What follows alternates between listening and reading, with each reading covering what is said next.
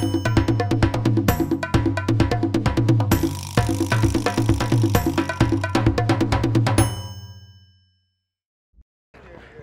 biggest game in Group D is done. Nigeria versus Egypt. Super Eagles are having their recovery training started by 11 a.m. at the annex of the stadium. The team that played most of the game yesterday are not involved in the main training. They're also doing very light jogging around, handled by Coach Joseph Yobo. While the other team that came in as late substitutes, and and those that didn't play part in the match at all are being drilled over in the distance by Coach Paul Ibogon. Before the start of yesterday's game and before the start of the competition, everybody said that Nigeria's biggest game and hardest game will be against the Pharaohs of Egypt. Credit must go to the coach, Eguavon, and his team. They expertly navigated the game against Egypt. Most important thing for me, the last time I covered the Super Eagles play a game was Nigeria versus Cape Verde, and I took shitty pictures totally because at the end of my mind was not at peace. I felt the team was under undue pressure, but against a side that ordinarily should be a better side than Cape Verde, Nigeria was able to hold its own, not get outplayed, not get overly respectful like we were against Cape Verde, but play our game and force the opponent to play towards. A certain Mohamed Salah, as in a conversation for world best player, was basically made a passenger on the night by the expert defending of our backline, marshaled by Ekong and Omero. Then we had Olaino and also Zedu, and then the shield provided by the midfield of Ndidi and Aribo. The question now is this going to be our climax, or the Super Eagles will build on this amazing performance against Egypt, get 3 points against Sudan, and seal off possibly still 3 points against Guinea-Bissau to top the group? For Egypt, however, people believe that yesterday's interviews, people believe that they can bounce back and get 3 points against both Sudan and Guinea-Bissau to top the group, and then have another shot at finally getting Mo Salah's AFCON. Oh well, at the end of this interview, just behind this, I'm going to plug in interviews from the players, but let me shamelessly plug in my brand first. Mozero Studios, you see sliding under this right now. We have photography studios in Ikeja and in Lekki. Just come by and get quality photography whenever you can. And I'm putting on bracewears. You can't see all of it, but I'm putting on bracewear. All right, guys. Sorry, I must pay the 2 kobo bills. Thanks, guys.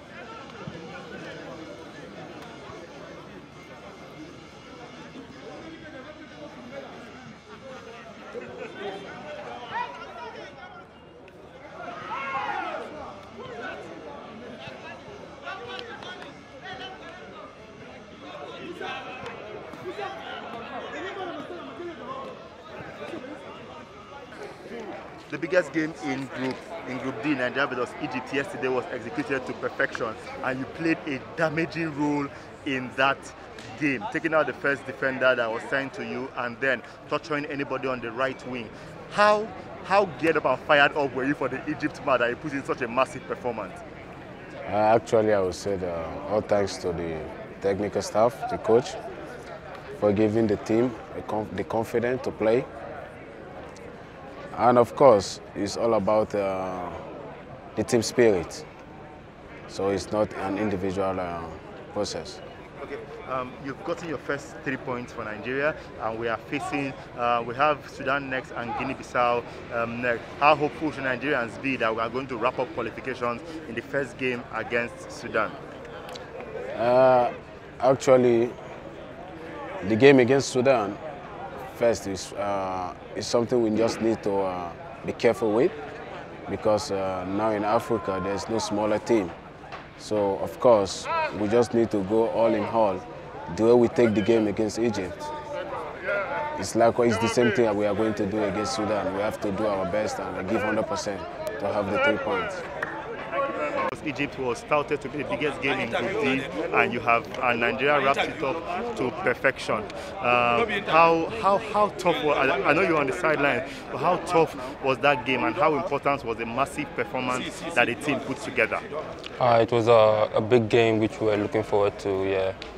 In the beginning, we knew we can do it because we know the kind of players that we had, and the performance wasn't a surprise to us. I knew it would be a surprise to the fans and people watching because they didn't really expect much from this Nigerian team. But we keep getting better day by day, and we get better. Like, we take each match one step at a time. The next game is Sudan. We approach it with all seriousness, and the way we took the Egypt match, that's the way we're going to take all the match throughout the tournament. Okay, some people have said that the AFCON, being named in the AFCON squad, might have come too early for you. Modo had an injury of which we saw that he trained, so he might be all right to play. But increasingly, as the competition goes on, you get in line to actually start and make your bow for Nigeria. How ready are you if you are thrust into the fray by Coach Olisa Ndah? Yeah, I'm ready. I'm prepared. It's something I've been working towards, something I've dreamed of. I believe in myself, I believe in my ability. I have great people around me, and it's not going to be difficult for me.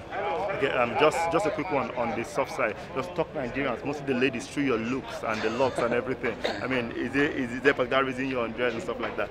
Yeah, normally I don't like cutting my hair growing up. I've done my hair like twice, and I've cut it, so this is like the 3rd time, so I'm just used to not cutting my hair, that's wye. Yesterday's game, Awaziem was not in the stadium, and he's not also a part of this group. Can you provide a quick update on why Awaziem is not with the group?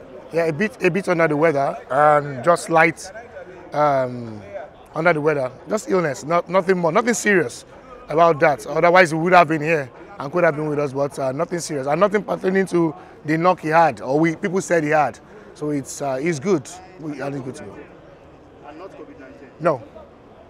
Thank you. Nigeria versus Egypt was yesterday. A lot of people, Nigerians, were scared of this game. It was dicey. They actually expected Egypt to actually win, and the people were just careful to ensure that we were not embarrassed. But on the day, Awaziem, his block movement, block attack, block defense worked out. But I want us to particularly talk about the role of Ola Aina and Seydou Sanusi in ensuring that Egypt was basically toothless. How good were these guys? Absolutely. I mean, for me, one of the best performances for full-backs in the green and white for a very, very long time. I mean, you could see Ola Aina. I was looking at his stats yesterday. He had 6 attempts across let's say half of the field. You know, he was overlapping, trying to get the crosses in, trying to get shots in. He had 2 shots on target, 4 attempts, and overall, cumulatively, 6 either attempted shot, attempted crosses, or a shot at goal from the Nigerian aspect was from Ola Aina. It's unheard of, to be honest with you, in international football. It's unheard of. So Ola was a beast on the night. His tackling was immense. His overlapping runs were good. He won defensive clearances, defensive duels. He won almost everything that they threw at him. For me, in my opinion, his best performance in Nigeria jersey for a very long time, probably since his debut. You know, Seydou Sanusi, again, you know, when Jamilu Collins didn't show up, I knew Sanusi was going to start. Sanusi offensively is a demon. Defensively is a bit suspect when you look at how he plays for Porto. But on match day against Egyptians, he also stepped into the whole thing. And if you look at parts of the first half and second half, he was complimenting Moses Simon a lot. So Simon had a lot of liberty to go forward to bomb the left area of the Egyptians. For me, Kelechi was given the official man of the match. But in my opinion, Moses Simon was the man of the match. He was bombing forward. Also, defensively, Moses tried a bit. But it was because of Seydou Sanusi. He was the unsung hero for Moses Simon. You know, yesterday, if I may say, on match day. So for me, Sanusi was very, very good defensively too. When he was called upon, he was there, he showed up. There maybe 1 or 2 slips towards the tail end of the second half.